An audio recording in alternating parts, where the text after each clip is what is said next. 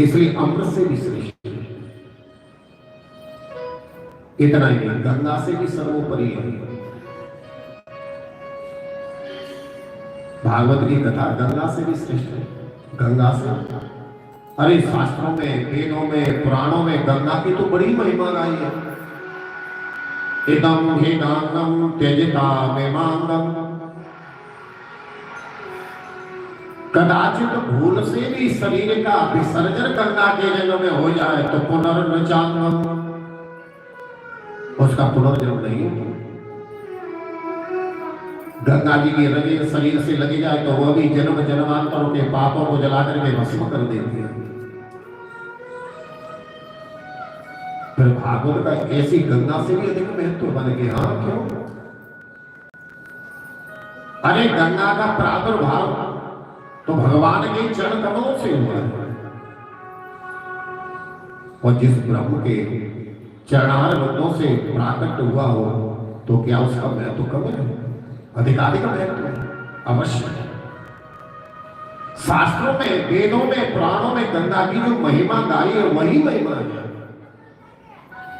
पर गंगा से भी अधिक महत्व है तो भागवत रूपी गंगा का। किस लिए?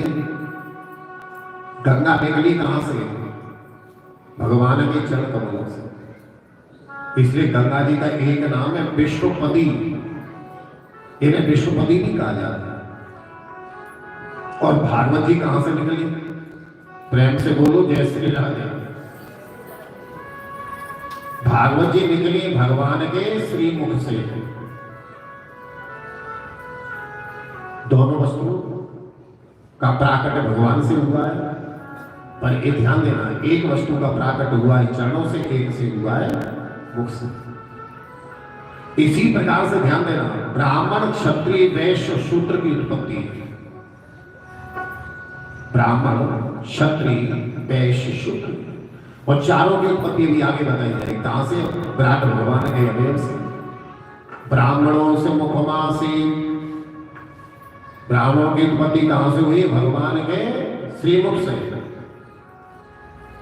क्षत्रियों के भुजाओं से, वैश्यों के गुरु से, शूद्रों की पैरों से, चारों भगवान से ही है, पर स्थान स्थान का महत्व अलग होता है।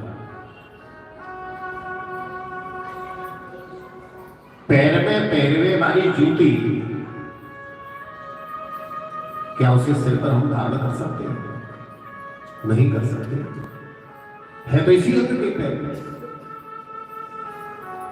इस शरीर का ही अंग सिर है, इसी का अंग पैर है, पर जो वस्तु जहां धारण करने योग्य है उसकी शोभा वही है, अन्यत्र नहीं। तो भगवान के चरण कमलों से गंगा जी का प्राकट हुआ और भगवान के श्रीमुख से भागवत का प्राकट हुआ, तो महत्व इसलिए अधिक है कि पैरों से जो निकली वस्तु है उससे भी अधिक महत्व होता है तो मुख से होता है। भागवत भगवान के श्री मुख से प्राकट हुआ है, इसलिए गंगा से भी अधिक महत्व है तो भागवत की कथा का। बोले भागवत भगवान की। तो निगम कल्प तरोर गलितम फलम सुख मुखामृत ग्रह सही पेवत भागवतम रसमालय मोरहो रसिका भोवि भागवत।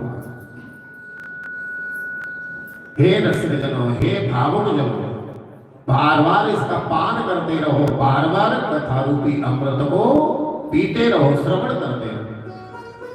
अथवा ये कहे रसिका भोवे भावुका, इस भागवत के सार को, रहस्य को केवल दो ही व्यक्ति जान पाते हैं, या तो रसिक जन या भावुक जन।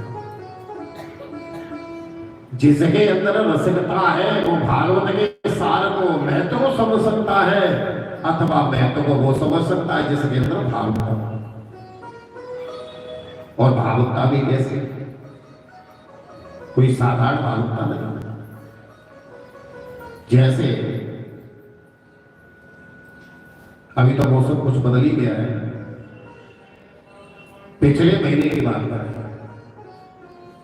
जनवरी के फर्स्ट वीक में, उस समय सर्दी कैसी, खूब कड़ाके की सर्दी थी। अब ऐसी सर्दी में किसी के पास आप जल पात्र लेके जाओ और उसे कहो भैया जल पी लो, अब इतनी सर्दी में प्यास तो लगी नहीं, तो वो क्यों पीने लगा है? प्रेम से बोलो जय श्री राम। आपने बड़ा निवेदन किया, नहीं नहीं हम तो बड़े भाव से लाए हैं, जल पीजिए। अब उसे प्यास नहीं है तो वो आपसे पूछेगा ये कैसा है? आपने कहा बड़ा मीठा है। अच्छा इस बर्तन में गिलास में लेके आए, उस गिलास को अच्छी तरीके से साफ तो किया था? हाँ हाँ कई बार साफ किया इसको। ये सब क्यों पूछना है?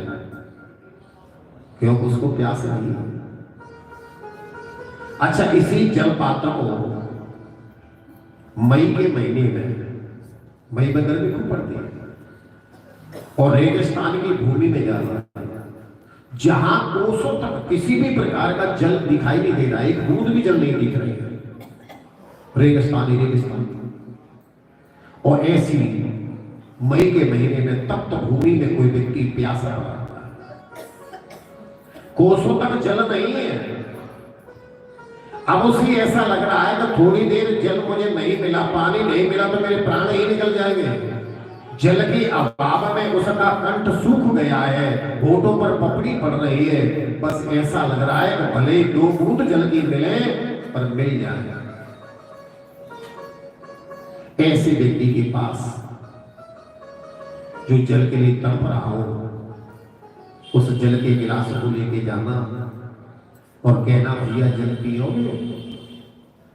तो विचार करो, कल्पना करो, क्या वो प्यासा व्यक्ति आपसे पूछेगा कि जल कैसा है? जो जल की बूंदों के लिए तड़प रहा है, क्या आपसे पूछेगा कि जल खारी है या मीठा? क्या आपसे पूछेगा कि जल जिस गिलास में लोटे में लेके आए उसको साफ किया है कि नहीं किया है? कोई प्रश्न करेगा? नहीं करेगा। क्यों? उसके लिए जल के लिए तड़प रहा है। तो जैसे रेगिस्तान की भूमि में पड़ा हुआ व्यक्ति जल के लिए तड़प रहा है, और इस प्रकार की जब तक हमारे हृदय में कथा को सुनने की तड़पन नहीं होगी तब तक हम इसके रहस्य को, सार को नहीं समझ सकते। ऐसी तड़पन होनी चाहिए, फॉर्मेलिटी पूरी नहीं। मंदिर में कथा चल रही है,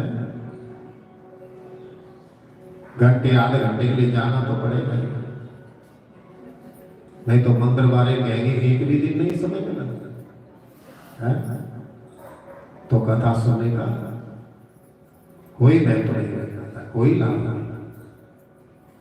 हमें कोई देखे अथवा ना देखे, हमें कथा श्रवण करनी है तो करनी है, मन लगा के सुननी है, समय से आना है, समय से जाना।